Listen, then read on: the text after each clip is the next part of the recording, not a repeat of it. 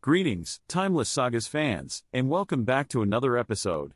Today, we're diving into the vibrant history of one of the most iconic cities in the world, Sydney, Australia. So, buckle up and prepare to embark on a journey through time as we explore the fascinating story of this stunning metropolis. As we all know, every great story has a beginning, and Sydney's tale starts around 60,000 years ago with the indigenous Australians, the Gadigal people of the Eora Nation.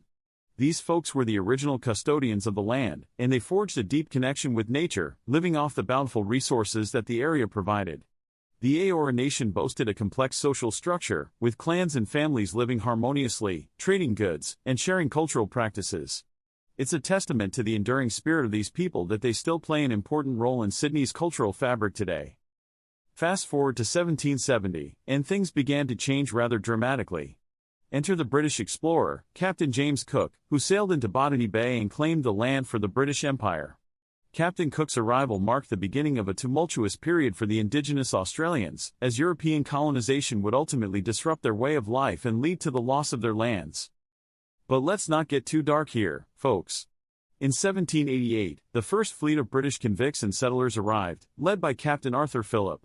They initially attempted to establish a colony at Botany Bay but soon realized that the location wasn't ideal for their needs. Instead, they moved a little further north to the shores of what would eventually become Sydney Harbour. And so, on January 26, 1788, Captain Phillip raised the British flag, and the colony of New South Wales was born. Now, you might be thinking that life in this fledgling colony was all sunshine and rainbows, but I'm here to tell you that the early years were anything but glamorous. The settlers faced numerous challenges, including food shortages, disease, and conflicts with the indigenous population.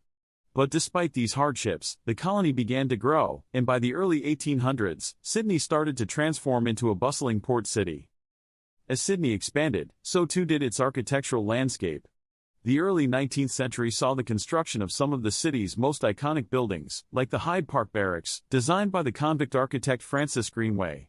Speaking of convicts, by the mid-1800s, the transportation of criminals from Britain to Australia ceased, and Sydney's population began to diversify with the arrival of immigrants from around the world. This influx of new residents led to a cultural melting pot that profoundly shaped the city's identity. Now, you can't talk about Sydney's history without mentioning the great Australian gold rush of the 1850s. Hordes of prospectors flocked to New South Wales in search of their fortune, and Sydney became the epicenter of this gold fever. The city's population exploded, and the newfound wealth led to a period of rapid growth and development. New suburbs sprouted up, and infrastructure projects like roads, bridges, and railways connected Sydney with the rest of the continent. But not everything was golden during this period. The late 19th century saw Sydney plagued by social issues like crime, poverty, and disease. The city's dark underbelly was exposed by journalists and reformers, who shined a light on the living conditions in the slums and called for change. And change did come, with new social welfare programs and public health initiatives helping to improve the lives of Sydney's residents. As we entered the 20th century, Sydney continued to evolve and adapt to the modern world. The city played a crucial role during both World War I and World War II, serving as a major military base for the Allies. And after the wars, a wave of European immigrants, particularly from Italy and Greece, flocked to Sydney, once again altering the city's cultural fabric. But perhaps the most iconic symbol of Sydney's progress in the 20th century is the construction of the Sydney Harbour Bridge and the Sydney Opera House.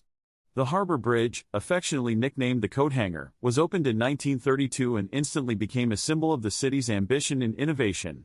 And then, in 1973, the Sydney Opera House, with its striking, sail-like design, was completed, securing its place as one of the most recognizable landmarks in the world. In more recent times, Sydney has solidified its reputation as a diverse, innovative, and environmentally conscious city.